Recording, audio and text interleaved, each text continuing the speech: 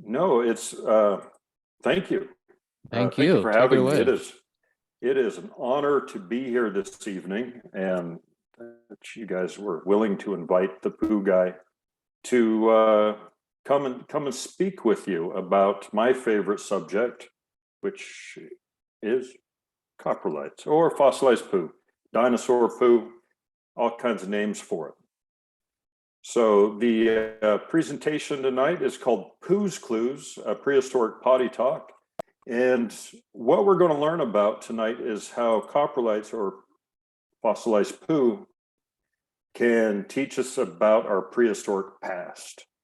And it's pretty fascinating, and I hope that everyone attending learns something new and is by the time it ends, your new favorite fossil is the coprolite. So with that said, let's move on and let's get rid of kind of the boring stuff first. And yeah, well, there we go. First, what is a coprolite? And we kind of covered it. We know it's fossilized poo. Coprolite official definition is the fossilized dung of an animal. All right, pretty easy. The word coprolite comes from the Greek words kopros lithos, meaning dungstone. All right, so they don't stink anymore. They're not soft and squishy. They're actually have been mineralized, and they contain minerals such as phosphates, calcium, silicates, and other small amounts of organic matter. So they've been replaced. Their original structure has been replaced. Coprolites have been discovered on every continent on this planet.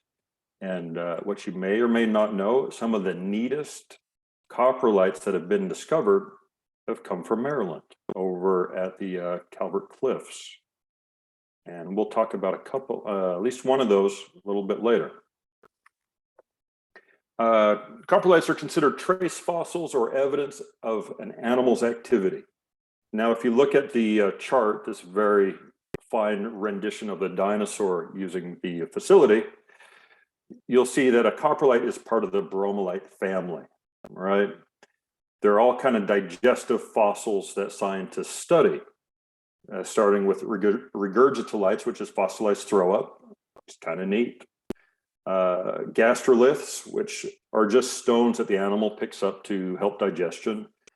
Cololites, which is a coprolite that just hasn't exited yet, you could say. And what we're going to focus on and learn about tonight are the coprolites. That's what comes out and fossilizes and tells us all kinds of neat information. So with that, we're caught up on what a coprolite is. And so they tell me that you're supposed to start off a presentation with a quote or some kind of funny joke. But so this is all I could come up with. Coprolites aren't my favorite fossil, but they are a solid number 2. You're welcome. That is the quote of the evening. All right. Of course, that is one of the best scenes from cinema history, Jurassic Park, where they're studying the Triceratops poo. All right. So coprolites are the second best way to study prehistoric animal diets, behaviors, and environments. And so we're like, all right, that's the second way. Well, what's the best way? We'd want to know. The only better way to study those things all in one fossil would be a time machine. Because literally a coprolite is a fossilized time capsule. It is a time capsule of the past that can tell us about these animal diets, behaviors, and environments by their shape, by their external markings, by what's inside of them. Which we call inclusions. Sometimes you find species in them, evidence of species. and interaction, pollen, all kinds of stuff. So when we study these coprolites, we know more about our prehistoric past. You look at some other fossils, like you take a fossilized bone of a dinosaur, it doesn't tell you all those things. It tells you maybe the size of a dinosaur, or maybe it has some bite marks on it, so you know that it had some behavior issues and what it is associated with, or maybe how it died. But nothing is as complex and tells the story like a coprolite does. And I'm sorry, I see chats. Let me see. Okay. I was wondering if there are questions. Forgive me. But thank you to the haws and the LOLs. That's very kind. All right. Moving on. Okay. Trying to move on. All right. So throughout this presentation, we're going to look at several really neat coprolites that tell us about our prehistoric past. And we are going to start with one from Maryland. This is probably one of the most famous coprolites that was ever discovered.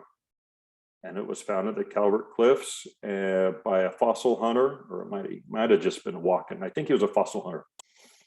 So he finds it, just like you see in the picture there. And he believes it's a fossil. It's got some really neat markings on it. And he takes it over to the Calvert Marine Museum, and he talks to a fellow named Stephen Godfrey, Dr. Godfrey, who is, as far as coprolites go and paleontology, he is top of the game. He's a very smart and great guy that really helps people with their fossil discoveries. So he starts studying this fossil, and he's like, well, let's make impressions of it.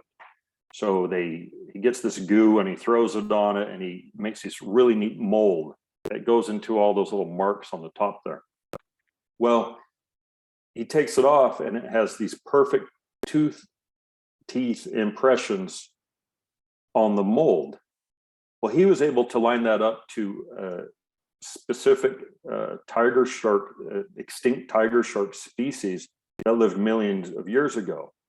So what we can tell from this one poo is that when it was made, we don't know who made it or what made it, but we can definitely tell what tried to taste it, and obviously didn't like it because it spit it out or didn't want to continue chewing it and let it fall and ended up fossilizing. This scenario is extremely rare. I mean, it is rarer than rare. Coprolites are soft material. So, well, I'm sorry, they were soft material. The poo, of course, is soft and it breaks up very easily. So not a lot of it fossilizes. So when it does, it's a rare special occurrence. But then you take another interaction with it, of like another animal taking a bite out of it, then having it fossilized is rarer than rare. It's really neat. So that is a Maryland treasure right there. That is a really neat thing. And if you get the opportunity to go over there, I think it's on display. Go check it out. It's really neat. So that was about 2010. And it was kind of considered that was the only one that will ever be discovered with bite marks, because the chances of that happening are slim. A few years later, this beauty shows up. This one is from South Carolina, and it's about the size of a Hostess pie, all right? This big. And what's neat about this one you can't see is that it has top and bottom bite marks on it. So you can call this the top or the bottom where the arrow is. Then on the flip side are the other side of the teeth markings on this coprolite. So extremely rare. An animal went up with very sharp, you can tell it has very sharp needle-like teeth. Found this poo floating through the water, or maybe on the bottom of the lake or marsh, wherever it found it. took a bite out of it, didn't like it, but didn't go all the way through it. We're going to go back to that pie situation where you take a bite out of it, but you put your teeth mark into it, but then you let it go without taking the bite. That's exactly what this critter did to this coprolite, which is so cool. So you look at, well, what could have made this? Maybe a crocodilian of some kind. It's very similar to other crocodilian feces. And then are like, well, what could have made the bite marks? What sampled this neat specimen? So this is another one actually is what linked Stephen Godfrey and I to start talking about bite mark coprolites. So we looked at a few things, and it ended up that it was very possible that a garfish, a prehistoric garfish, might have made this because they have a rounded snout, right? And they have very sharp needle-like teeth. All right, it's just a theory. We didn't have anything to really go off of, and we know garfish like to eat all kinds of stuff. They're not very discriminate about what they eat. They'll eat anything, but there wasn't really evidence of them eating feces. All right, so a few years go by, and this fossil shows up. I get a call from my buddy out in Wyoming. He says, "George, I've got a fossil for you." I'm thinking, yes, it's going to be this beautiful coprolite, and I'm really ecstatic. I'm just like, this is going to be the best day ever. And I said, well, "What is it?" And he says, "It's a garfish." Like, a garfish? I don't collect garfish. I collect fossilized poop. And he knows that. He's giving me a bad time. He says, but you got to know what's in the garfish teeth. Like, oh, you have my attention. What's in those teeth? Poo. So this fish from the Eocene of the Green River Formation from western Wyoming actually had poo buried into its teeth. So it wasn't on top, so it didn't float there post-death.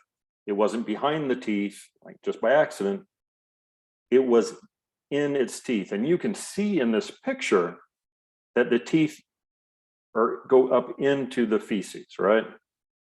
So now we know we have evidence of garfish eating feces in prehistoric times. So it's not a long jump to go. It's very possible that a garfish similar to this made the bite marks on this other one from South Carolina. Two different time spans, but both times and both areas had garfish. So coprolites with bite marks, some of my favorite, really neat. Moving on. All right, nausea, heartburn, indigestion, upset stomach, and diarrhea. Not only are we going to talk about prehistoric animals like dinosaurs and crocodilians and little critters that are younger than that, but here's an example of a very old human coprolite. It's more of a paleofeces. It's not completely mineralized. It's well on its way, but it's kind of mummified, you could say. So they find this specimen down in Southwest Texas, right? And so they do some testing. Hey, let's take a look at what's in this. One, what was it made by? They believed it was from humans, from where it was found at this archaeological dig site. And let's see what these people were eating, or let's see what this person was eating. And you're not going to guess, you're not going to believe every kind of food item that was found in this one particular feces. And I'm going to turn on chat, and we're going to have a guessing game. Does anybody want to take a guess of the first thing? There's a big clue right there in that picture of what this person ate 1,500 years ago.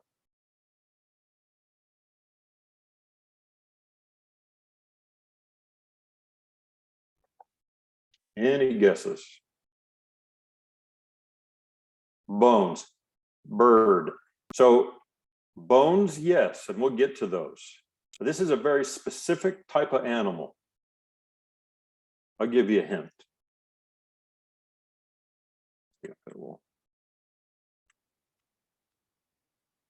Rattlesnake. You can see it's a rattlesnake. George Fox, great guess. Looks like a sewing needle. Porcupine quill. Yes, both great guesses, very similar. They found bones and the fangs of a complete rattlesnake, or almost complete. So they know that this person ate almost the entire snake. They found some more stuff, which was really neat. How about the remnants of some old asparagus? Prickly pear, cactus. People still eat this. People still eat, some people eat rattlesnake. A lot of people eat asparagus. A lot of people eat prickly pear cactus. They make it into jam. All right, what else do we have here? Agave. Agave as a cactus. They also like to make tequila out of it, which is pretty neat. And there was one more thing. The bone, somebody said bones earlier, of a full rodent. This one was probably a little smoky, but sorry, I can only have so many images. All those things were found and discovered in one feces. So we know, we have a very good idea of what these people ate and what they subsisted off of during this time from feces. Very cool. All right, moving on. Let's go, turtle power. This is a coprolite from South Carolina. It's pretty old, 60 to 7 million years old. And what's neat about it is it has a 2-inch impression of a turtle shell, which is pretty shocking, which is neat. So they studied this, and I'll tell you who it was. It was Dr. Godfrey from Maryland studied this one. And he found, and his team found, that this one actually went through, it was eaten by the animal. They think a mosasaur or meat-eating dinosaur of the time. They're not sure exactly what kind. They ate it, and it digested, and when it came out, it split apart. The feces went on to fossilize. The shell, we have no idea where it went. But what does that tell us of our history? It's neat, but what does it tell us? Well, it tells us that the animal didn't chew really well because you have this big chunk. It tells us that its digestive system was not very acidic because it didn't break down. And you can also look at the scenario where these animals lived together. So one was, the turtle was on a prey. There's a prey animal. All right. A very cool specimen. All right. So the coprolite to the right is a picture of the coprolite. This one's really neat. This is from my home state of Utah. They find this site with all these hadrosaur bones. It's really cool, right? They have bones everywhere. And within those bones, they find coprolite. So they can attribute this coprolite to the hadrosaur. It's not a far stretch. It's like, here's the bones, here's the poo. Easy. So they start studying the coprolite to see what's in it. What can they learn about these hadrosaurs from this poo, this coprolite from southern Utah? So they start seeing all these fibers. It's like this mulch. You know, when you get in like mud and you get wood and mulch and bark, and it all goes together. That's what they're finding. These wood fibers, plant fibers, which you would expect, because since we were very small children, we were taught that hadrosaurs were these magnificent plant-eating dinosaurs.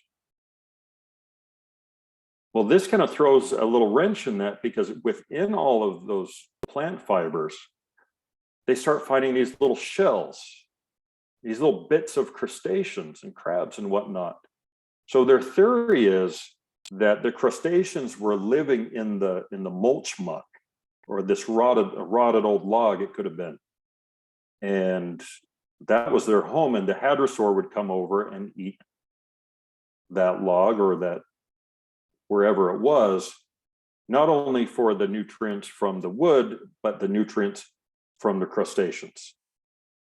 And probably not accidental, because they found several pieces of it, which tells us that hadrosaurs would also look for protein sources, which is really neat. Adds a whole new facet to what we know about these incredible dinosaurs. All right. I'm sorry. Some of these are really low humor slides, and I apologize. It is what it is. It doesn't get better from here. Never apologize for puns, George. Puns and very adolescent humor. So I hope you're all okay with that, but thank you. So high as a kite. Follow me on this one. They find over on this left, over on the left here of your screen, you'll see this golden piece of grass, right? This grass seed.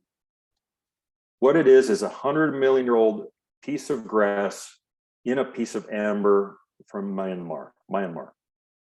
All right. Pretty spectacular within its own right, but we're not here to talk about grass. We're talking about coprolites and fossilized poop. So they start studying this grass, and they look at it, and it has this fungus on it because it's so well preserved. It has this fungus on it called ergot fungus. And ergot fungus is what some people derive LSD from, which is, psychedelic, narcotic, or illegal drug, right? Okay, so what does that have to do with fossilized poop? That, not much, but not far from where this ergot fungus and grass seed was discovered, they found a coprolite with, guess what? All this grass inclusions in it. It was filled with grass. So one, we know it was from a herbivore dinosaur. But then we can kind of link the two. Well, if the dinosaur was in this area eating grass, and that grass had ergot fungus on it, it might have had some kind of effect. We don't know what kind, but it could have had some kind of effect on that dinosaur, which it really enjoyed or made it feel better than other kinds of grass. So, I mean, you could even hypothesize that the dinosaurs went there to get high eating that grass. We don't know, but you can make your own conclusions. It's pretty interesting. You can't, what's great about having that piece of amber is that it preserved better than what it does in a coprolite. Coprolite was all mineralized, so you couldn't get those details. So together, it told a better story than just one or the other. All right, moving on, maybe.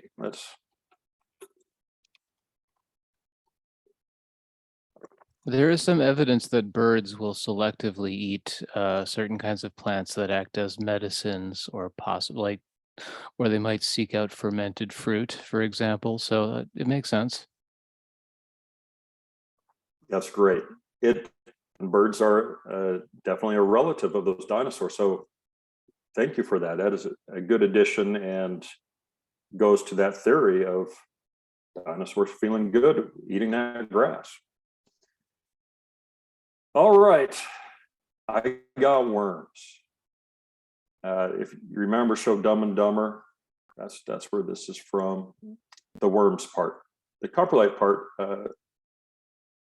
is from Crimea. So let's talk about it. 1.5 million years ago, there were these hyenas roamed this area, and they lived in caves. Are you guys able to hear me? I'm seeing that my internet connection is unstable. No, you're good, George. We can hear you. Okay. At least Perfect. I can. Okay, great. So we had these hyenas going around this area in Crimea, and we know they lived in caves, and of course they made feces, and all these years later, scientists find them and they study them. And they know they belong to these hyenas because of their association in space. So they start studying these and they find that they're filled with roundworm and hookworm eggs.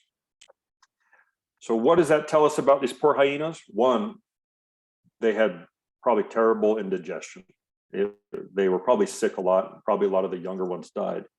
It also tells us that their water source was either infected with feces, or they would randomly eat other infected feces to be infected with the parasites. This tells us about how the hyenas lived and maybe suffered. A bit about the environment of what was there. These roundworm, hookworm eggs, hookworms, they still exist today, and they still are a real problem for not only animals on the planet, but a lot of people on the planet that have to drink from polluted or infected water.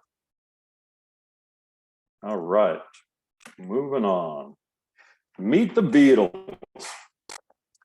All right, we're moving to Poland, across Europe to Poland. 230 million years ago, there was this little like dinosaur-ish critter, like it's a relative, and it pooped, all right? After it pooped, all these little beetles came and lived in it, ate it, did all kinds of, burrowed through it, made babies in this poop. But we never would have known it until these scientists, they found this, what is now a coprolite, and said, let's take a look at it, let's study it and see what we can learn. And they had access to an incredible 3D imaging, X-ray, scanning tool. And they started looking into it, and they found these beetles. And you'll see their name, Triomyxa coprolithica. They're the only known species of these beetles in the world, which is incredible. So here's this coprolite. It used to be a feces that has its very own species in the feces, which that is not known anywhere else. They're the only known ones, but we do know that beetles do this to this day. They live there, eat there, have their babies there. But we had no idea that these ones existed until this coprolite told us that. So it's a really neat discovery. I do not, there's a question up that says, do you know what kind of scanner they use to do this? I don't have that off the top of my head, but I can find it. If you just Google this, beetles in the Poland coprolite, a lot of articles were written on this. It was big news in the dinosaur paleontology world. You should be able to find it fairly quickly. All right. Rex appeal. There are 3 known coprolites that are attributed to T-Rex. 2 of them are up in Canada. One is part of the Poozeum's collection and is now currently at the Orlando Science Center. All of these told something different about T-Rex, what we know about T-Rex. And they're attributed to T-Rex, but one, because the area they were found, there was no other animal that we know of that could make a feces of this size. And then you start looking at it, they had a bunch of crushed bones. And we can say, oh, that was carnivore, that was most likely T-Rex. But what they teach us is that T-Rex did not chew well. T-Rex would take these big bites, chomp, chomp, and they'd go down because there's bone bits through all of these 3. A lot of bone bits. Secondly, the one up at the top from Alberta actually has muscle tissue, fossilized muscle tissue inclusions throughout it that they were able to identify using a microscope. Another thing we can know is that T-Rex, like other dinosaurs, didn't have really great digestion when it comes to acidity. It didn't break down its food real well, because if it did, all those bones would have been dissolved. Like a crocodile or an alligator, most of the bones they eat get dissolved. We know that T-Rex didn't because of these specimens that you see right here. But there's something else that's really kind of funny. Maybe you think it's kind of gross, whatever, that we can learn about looking at these three specimens, and they share a unique attribute. They all share something that tells us something more about the T-Rex. And I'll leave this up open to guess. If you look at, and it doesn't take very much information, if you look at the information that's provided, what can you see that would tell us more about this T-Rex? Not the poo, but the T-Rex itself. Any guesses?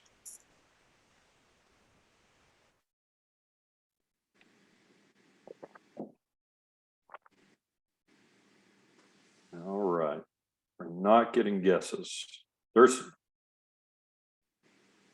All right.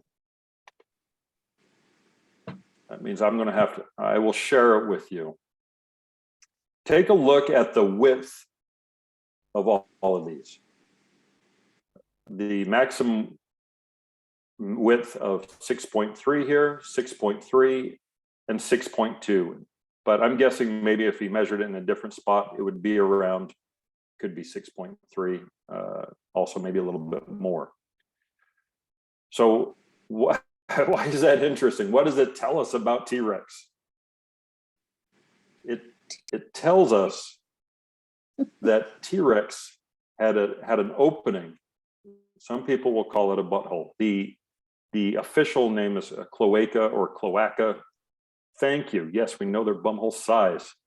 Thank you, Lisa. Was just over 6 inches, because they all kind of conform to that same width. Length can be changed for a lot of reasons. It can break, it can just be shorter, it can be longer, but width, as we can see, is common throughout of the known T-Rex coprolites. So now you can go and let everybody know how big the T-Rex cloaca is. And I'm sure you guys are happy you're spending your Thursday evening knowing that.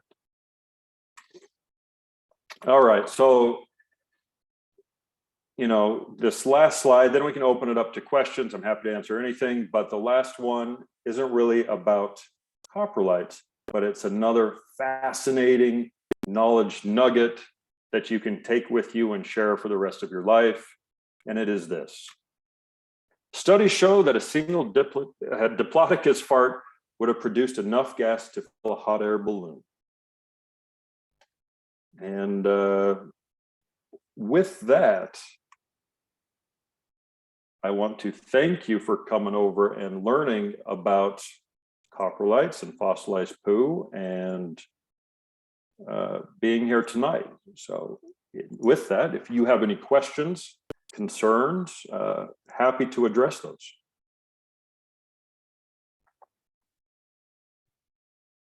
That was so interesting, George. Thank you.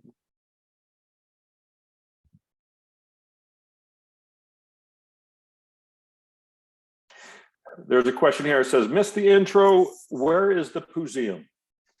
All right. Well, let me give you a little background on the Poozeum. The Poozeum was started as an online resource center in 2014. I had this collection of fossilized poop. It was big. It was real big. And I was really, really discouraged that there wasn't more information out there for me and others to find out about fossilized poop. So I decided that I was going to create a resource center and bring out all these different information pieces together to share for the rest of the world about fossilized poo, using pieces from my collection, news, videos, everything I could find. It was it for fossilized poo. So at that time, most of it was academic. And unless you had access to those papers, you wouldn't really see it. Then that turned into a Guinness World Record the year later, and that kind of exploded, and it made the Poozeum collection a traveling exhibit. So it goes from one museum to another, so as many people can see it as possible. It's been all over, and different pieces will go. Maybe some people only want a few pieces. Other museums want the whole thing. Right now, there's a great collection at the Orlando Science Center that includes Barnum, the world's largest T-Rex poo that we saw on the page previous. And from there, it has some other places it's going. It's really exciting. I like that it's a traveling exhibit because people from all over the country will be able to see it. And sometimes other countries, pieces have traveled to Europe and Canada. So that's great. Has it ever been here to Maryland? No, it has not been to Maryland, but you have excellent fossilized feces and coprolites over at the Calvert Marine Museum. I encourage you to go check it out. And if you have a really strong interest in it, talk to Dr. Godfrey, who is there. And he will tell you more than you could ever want to know about fossilized feces.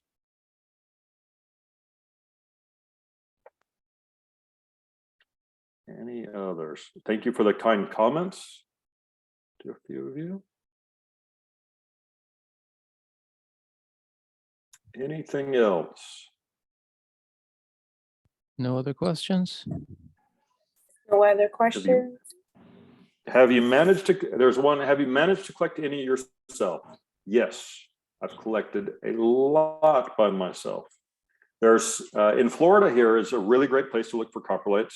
You can actually go fossil hunting in the rivers here. When the water level's low, you can get a screen and you can shovel it into the screen and you find sharp teeth, bones, and coprolites. So you can find them that way. Places in Texas, you can go find coprolites. And my favorite place is the south coast of England, Lyme Regis, where Mary Anning, if you know Mary Anning, she sells seashells by the seashore, Mary Anning. She actually discovered coprolites, and you can go there to this day, and every fossil you find, you can take with you. And so I loved it there, went to go fossil hunting there, been to Morocco fossil hunting. Wherever I can go, I'll go. All right, so there's more questions here. How many species do we know about from coprolites? I'm guessing how many can we attribute? Probably a handful, 20 maybe. Because it's easier to tell like what it ate, what it interacted with, than what actually made the poo, because so many poos look similar to each other.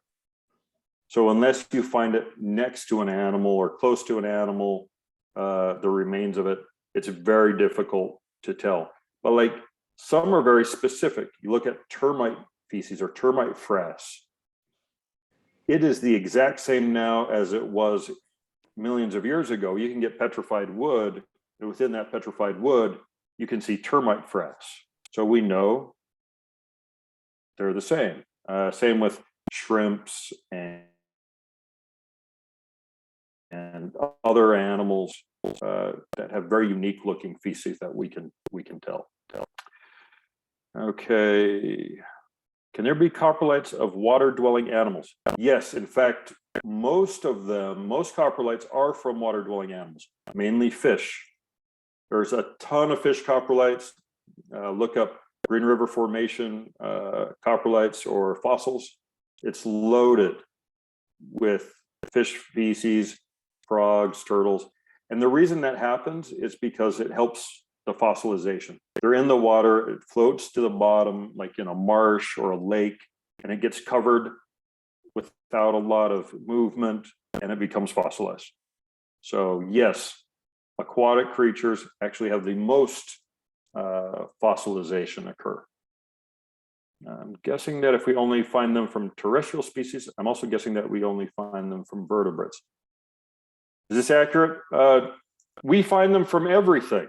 Like you're saying, insects, bugs, fish, land animals, mammals, reptiles, everything that, and we even talked about the one from a human. So everything, nearly everything that we know of that lived potentially has a coprolite that goes along with it. All right, are coprolites always found with fossils? Most often. Once you start finding fossils, it could be any kind of fossils, it's a good place to look for coprolites. They kind of go hand in hand.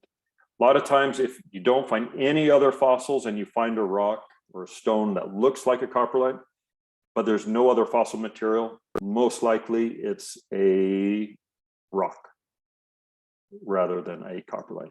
There's a lot of rocks out there that look very much like a feces that are not. How are the coprolites preserved, or how do you keep them from decaying?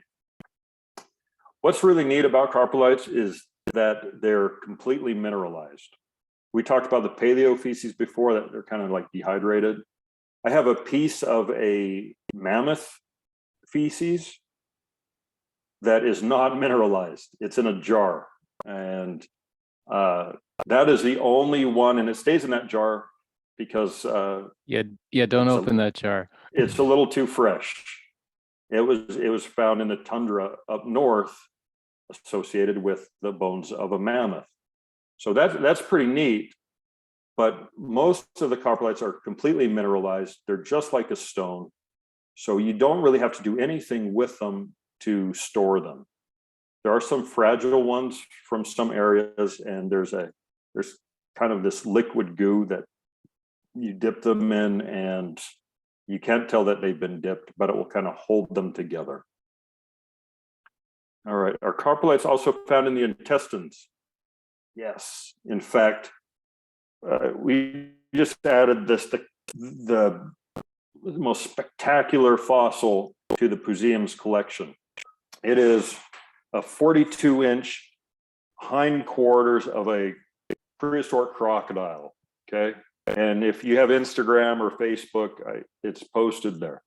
Now, if you go and look at it, you can see where the scoots of the crocodile, and that's the armor that's kind of pulled apart. And there's a feces that you can see in the crocodile that was in the intestine of the animal. And what's even like better than that, you can see vertebrate fossils in it, little pieces of vertebrae in it. And what's cooler than that is that you can identify those to a particular fish from that area. So yes, you can find them in the intestines, called coprolites, and you oftentimes find them associated with fish. The crocodile specimen that we just added is probably by far the biggest one that's still in the animal, and I think it's the best one, probably because it's in the collection. What is the oldest? Oldest is attributed to a trilobite and is over 400 million years old.